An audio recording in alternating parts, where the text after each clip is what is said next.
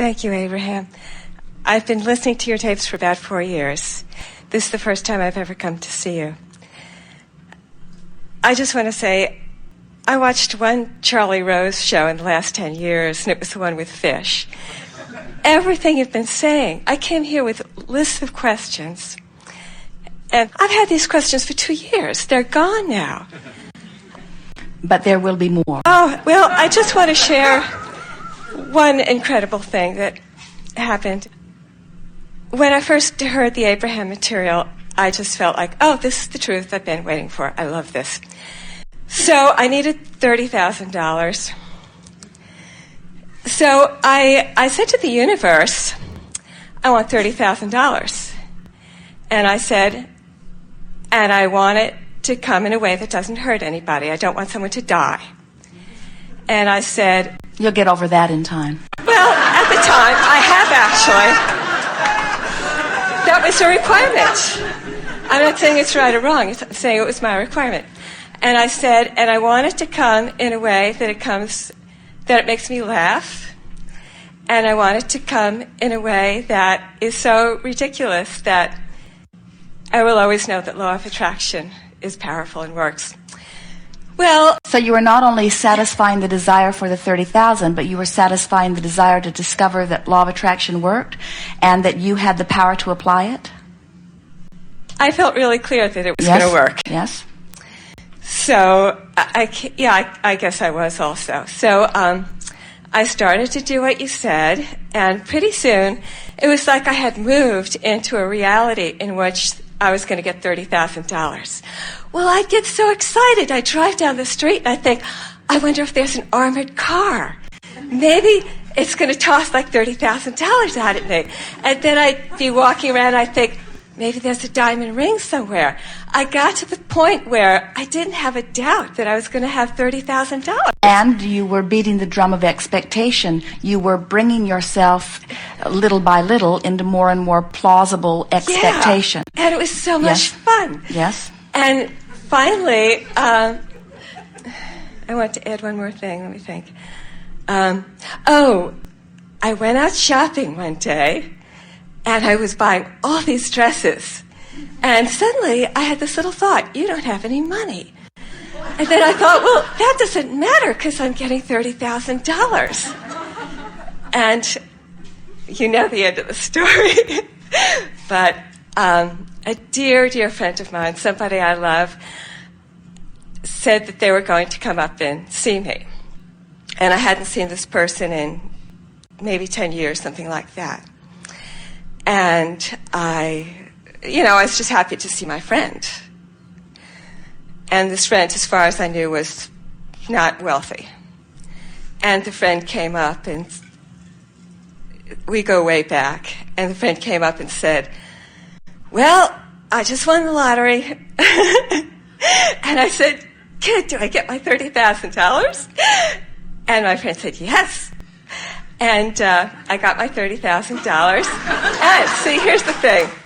We would go out to breakfast afterwards, and I'd say to my friend, you just won the lottery. And we'd laugh. We'd sit there. We'd fall over laughing. We were like holding our stomachs. We were laughing. And that was my condition. It had to make me laugh. And I was there laughing and saying, this is my condition. And so now are you understanding that you can open the vortex in a very wide way? In other words, are you at the place now where, because you're no longer trying to prove that it works, that you can just say to the universe, I would like this, please, and bring it to me anytime, in any comfortable way that you see fit? When a lot of things that you've been wanting converge, you feel an impulse that wild horses can't keep you from. But meanwhile, you just got to keep yourself vibrationally happy so that you have some reasonable access to keep adding to the pot. It's like, here you are, this collector of data, and you like that, and you like that, and you don't like that, which makes you know you like that, and you like that, and you like that, and you don't like that, which makes you know that you like that. So you're adding, in terms of preferences, little by little by little by little, but we don't mean to make it sound little. It's a lot. You are adding hugely to the database of your future experience. All of you are doing that. This workshop is about one thing only. You finding a way to become a vibrational match to what you've launched out there that is yours to be had if you just relax and start trusting that well-being's supposed to come to you, you see. So we go through all kinds of antics. We come up with endless processes. We try to convince you in endless ways that you are deserving of good things. But it's not good things that somebody else has assigned to you. It's not things that were predetermined even before you got here. It's good things that you have set into motion from the data that you've been collecting along this physical trail. So when you've gathered boxes of data of things that you found interesting and good feeling when you gathered them, your future experience is so full of so many possibilities. And here's the thing that we wanted to say to you earlier, but you couldn't have heard, but now you can. The universe knows the perfect timing of all of those things. And will find, through the crack of least resistance, the best way to deliver it to you. And you know what? That $30,000 was on its way to you one way or another. And it didn't have to be only one 30,000. There are 30,000, 30,000, 30,000, 30,000, 30,000, 30,000, 30,000 lined up over and over and over and over and over and over and over and over and over and over and over again. In other words, it can continue to flow into your experience. Sometimes people worry that they got to the dock and they missed their boat, and we say there is always another one. There are always in your immediate vicinity not fewer than 20 very real probabilities of not fewer than 20 very real probabilities of opening to give you what you want, but you've got to get in vibrational proximity of it. And so somebody like you who is willing to continue to dream even while manifestations that you formerly dreamed for have not come to fruition, you've got the magic formula. Thank you. As you keep dreaming, as you keep wanting, as you keep adding stuff to the pile, and more importantly, as you keep using your dreams as your reason to feel good in the now, good stuff just avalanches into your experience until people all around you are saying, "Who anointed you king? How is it that these good things happen to you?" And you say, I'm deserving of them. I've brought myself into vibrational alignment with them, and they show themselves to me in every possible way. Every corner I turn, there's something else that surprises and delights me. That's the way it is supposed to be. But those of you who have decided that you have to earn it, you're in a whole different vibrational place. Those of you who are angry at other people who are receiving good fortune, you're in a whole different vibrational place. In other words, you're wanting to move into the vibration of expecting good things to come to you. And that's why this emotional journey that we've been selling with everything that we've got here today is so important.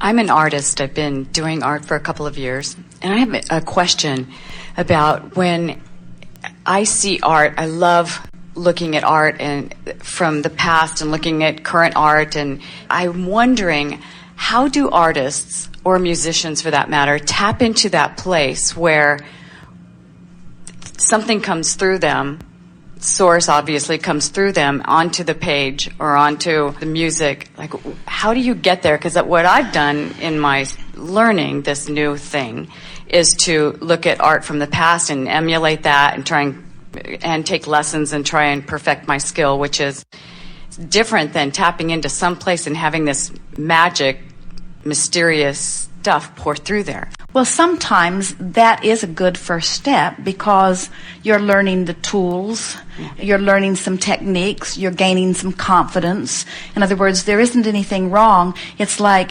Esther getting ready to receive us and receiving us by receiving the impulse of thought and typing it. And it helped that she was already typing 120 words a minute before she started receiving us, rather than having to learn how to type at the same time that she was receiving. It would have been a little bit awkward. And so there is some advantage to becoming familiar with your tools. But then you reach a place where, as you are reaching for, you want to get tapped in with that energy stream or that alignment. We like to call it alignment. Now, before you go further, it's interesting that you wove this into the idea of a musician, too. Jerry and Esther happened to catch a piece of a Charlie Rose interview the other evening, where he was interviewing one of the people who was in the musical group Fish that is just decided no longer to be together. And as Jerry and Esther listened to this man who was describing what it was like for him, Esther said, it's what it's like for me when I receive Abraham. She could hear in his words as he described this moment in time where you can feel that you're being moved by something that's coming from within you. And he said, if you're really, really lucky, the other members of your group are tapped into the same thing, and you're all moving in rhythm with one another, as if there is one mind that is moving you all. And he talked about the moments in time when that happened and how moving it was to the audience. And then he went on to explain, and Esther could really feel between his words that what he was getting at is the commercial nature of his life now has taken that away from him, and that is what he was always reaching for. So now we want to get back to the specifics of your question and say to you that it is through trial and error that you find that place. Just like we're talking about reaching for the words until you feel relief, when you have the canvas before you and you have a reasonable sense of what you're wanting to accomplish and you're flowing with what's coming through you, if you will keep in the forefront of your mind, I'm wanting to relax into the rhythm that is coming forth from within, you'll recognize it when you reach it. And sometimes you might do a lot of painting for only a moment of that feeling. But when you find that feeling, you'll recognize that that's the feeling that you're reaching for. Artists, musicians, lyricists, all kinds of people that are creative in nature. And of course, everything is creative, but we're talking about those words creative where they've assigned that to themselves in some way. They understand often more easily than many other people what we're talking about here, about feeling yourself clicking into that place where you can feel a broader part of you flowing. And so the work really is the work that you do in order to get to that place before you even pick up the brush. The real work is getting into alignment, because once you're in alignment, then the broader part of you is going to perform the action for you. So many artists and authors will say, I struggled for months over this, and it came in a matter of seconds or minutes, because it took them a while to get themselves into the place, but when they got into the place, then it began to flow. So our strong desire for you is that you not be upset with yourself when you're not in the place, but that your work be, or the mindset be, I'm in the process of getting into the place and I'm happy in the place that I'm in, rather than, oh, I'm not in the place, therefore it isn't flowing. And we have to tell you that 99% of what's out there in terms of creation that's being sold was created from people who weren't in the place. But that doesn't mean they weren't having fun in the process, and it doesn't mean that what they created wasn't vibrationally compatible with somebody else who was near a similar place. So, say that again. We really want to, because we really want you to hear this. So, someone isn't vibrationally in sync with who they really are, but they're having a good time and they paint something pretty good anyway, and other people resonate with it. Well, the reason different things resonate to different people is because the artist has imbued whatever she has created with the vibration from which she created it, and then the people walking through the galleries who are vibrationally similar in nature are drawn to those. In other words, the literal color that you choose, the way that you swirl your color, all of this is vibrational interpretation. And so other people who are now looking through the gallery, who are in those different places, are drawn depending upon what their vibration in the moment is too. And so here is the most essential thing for you to hear. We spoke it briefly just a moment ago, but we really want you to hear it. There are two things that you're wanting to consider as you are creating this. Am I creating for the joy of using it as my forum through which I find my alignment and express it? Right.